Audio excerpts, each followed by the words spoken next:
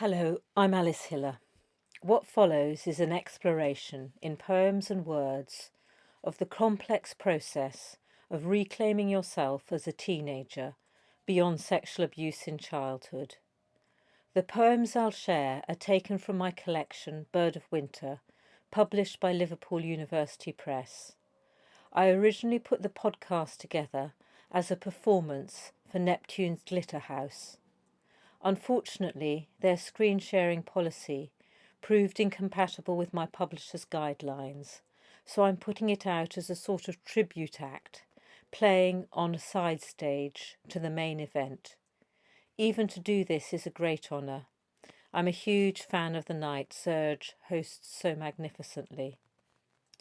As a bi-queer woman, club culture is something that resonates with me. I love its strobed shadowiness and potential for transformations and discovering new selves through playing with refractions of your identity. And of course, all that glitter, ironic and otherwise.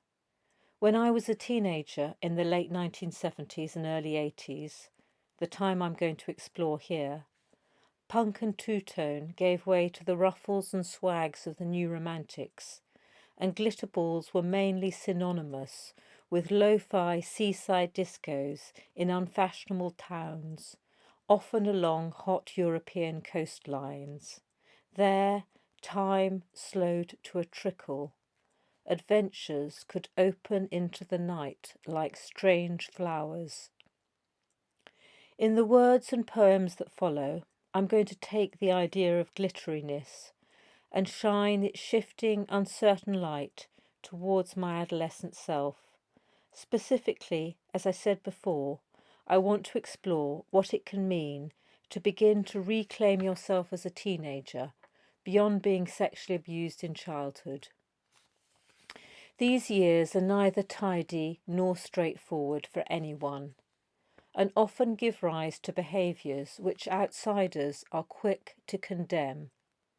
In my experience, though, for those of us with histories of having been abused, teen experimentation with life on all levels can be a chance to reboot yourself, in part by engaging with your own sexuality after the harm of predation and violence.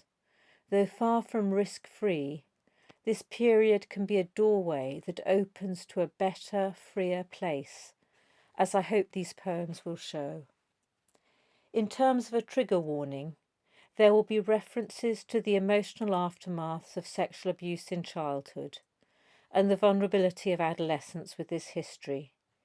If they impact you, the Mind website has good links and numbers, which I'll put at the end of the printed version of the blog, but you'll need to look up for yourself if you're listening to this podcast. I'll also tread carefully to keep us all safe.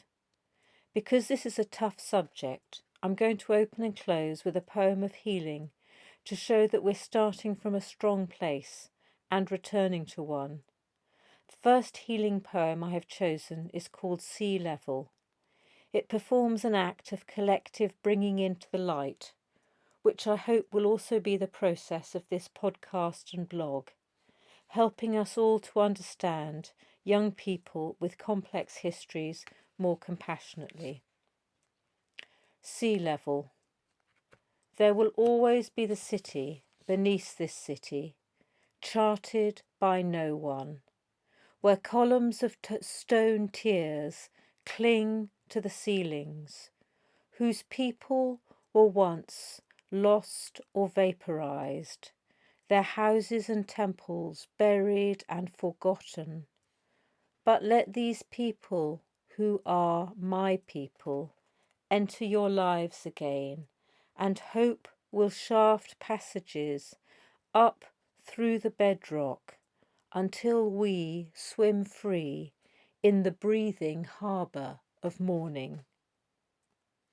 Part of what I wanted to bring into the light of morning, on my own behalf and on behalf of others, is the period I spent in hospital aged 13 in 1977. I was receiving treatment for anorexia after I'd stopped eating to end the abuse.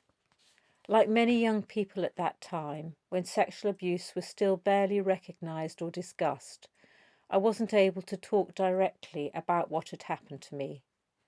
Tessellation. From her bed in the white cloud, Alice watches the commode she uses as a toilet. It is 3 steps away, but cannot be mentioned. She has not been allowed out of this room since she arrived. Pills drop her into nothing at night and hollow out her days.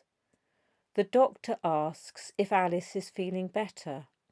Alice thinks about the menu cards they make her fill. Within the leather armchair, the doctor's thighs spread warmed marzipan. Alice says she's getting used to being here.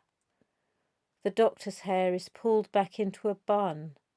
She suggests that after Alice leaves hospital, she could travel to the desert and learn Arabic. Alice imagines tents and camels and cushions with tiny mirrors. The doctor lights her cheroot, filling Alice's lungs with heavy candy floss. The doctor says, "You must understand you're not your mother. You can only get well if you move far away from her." As the doctor speaks, giant scissors snip round the window. Once these scissors have cut all the way round the frame, Alice rises up, light as a leaf. Cold air is lifting her out into the waiting sky. Alice, both physically and mentally, is much less depressed and more outgoing. I think she is beginning. Letter, Alice Hiller Medical Notes, 1st of November 1977. As you will have heard, there was the beginning of an escape becoming possible in Tessellation, through the feeling of the open window and rising into the sky. I was still far from safe, however. Despite the psychiatrist's recommendations to the contrary, I had to return part-time to my mother.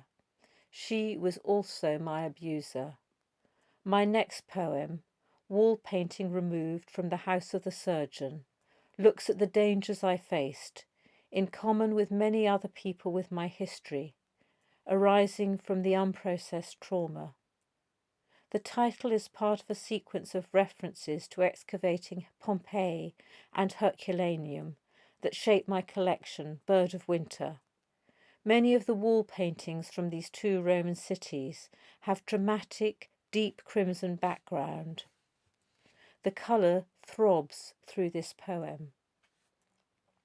Wall painting removed from the house of the surgeon. I am just home from the hospital, mother, and this knot is as red as a new tulip, so you can easily break its neck. This knot is a rose sprinkled with itching powder, pricking between my legs. This knot is the coiled raisin Danish that sticks to my fingers when you buy 2 on Saturdays for our treat. This knot is the sewing basket filled with my letters home, that one night you will put into the fire and burn. Because this knot is lodged fast inside me, sometimes I eat and I eat until I hurt. This knot is a flashing red beacon, telling everyone I am what they can come and get. Trying to grow up and make my way as a teenager, I attempted to bury and turn away from the very difficult memories and feelings that beset me. But as puberty hit, the conflict they precipitated expressed itself through somatized symptoms, including a sense of hatred towards my body, which the next poem, Mirror, explores. On the outside, I was a beautiful teenage girl, studious and academic, at least until I started to go off the rails. On the inside, I felt very different. Mirror mixes the caption describing another wall painting from Pompeii with my own teenage memories. Mirror, above. First steam your face, a young girl in profile. Use a clean tissue, gazing at something, What comes out in her hands will be brown or yellow, possibly a scroll, may turn infected. My bad fingers, her intensity of expression, pick and squeeze, has led some scholars to skin rubbed with sandpaper, suggest that afterwards she was a figure I can't look, drawn from life. Through these complex and troubled years, art in its widest sense, film, books, painting, and theatre, was somewhere I found respite and freedom. It also provided a world in which I could grow a new sense of agency through experiencing my own responses to the artworks. Many expressed troubled energies which resonated with me, without my fully understanding why. Because I lived with relatives in London part of the time, I went alone to galleries, films, and the theatre. This next poem remembers watching the film La Dentelière with my French grandmother, or bonne maman. Lace making. After La Dentelière. The young coiffeuse is frightened. She wants this, but also she doesn't. The pickup is sophisticated. She meets him over a lonely glace vanille, lingering on the Breton seafront. Tucked under your alpaca, I watch alongside you, bonne maman. He kisses her into a folie, and the coiffeuse becomes a fish in a pool of rods, caressed by rising bubbles. I feel them tickling. You say, this is an important film, handing me long steel pins to prick out my own pattern. Later, the coiffeuse is a lobster in a tank, with the doctor's tongs descending. Knowing I was in a hospital like hers, you give me bobbins wound with strong white cotton. Then the lobsters are out on the floor tiles, and my hands begin lace making, because we are inching side by side out towards the turning windmills, the blue, uncatchable waves. The young coiffeur's experience of being subjected to predatory attention was something I'd subsequently discover. When they begin to have feathers remembers this period in terms of the Roman writer Varro's account of how to fatten squabs. The poem mixes my translation of Varro's Latin with my own memories. When they begin to have feathers, first by word, then by touch, he adjusts her on the sofa. Squabs are left in the nest with their legs crushed, until she turns tender to his wanting, with their mothers so they can eat the food. When he drives her home, she stands unplugged. They feed themselves and their chicks all day long. She fills her mouth with bread, with chocolate.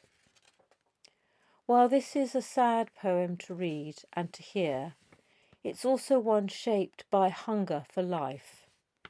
Many people who've been through traumas of all sorts experience this fierce hunger,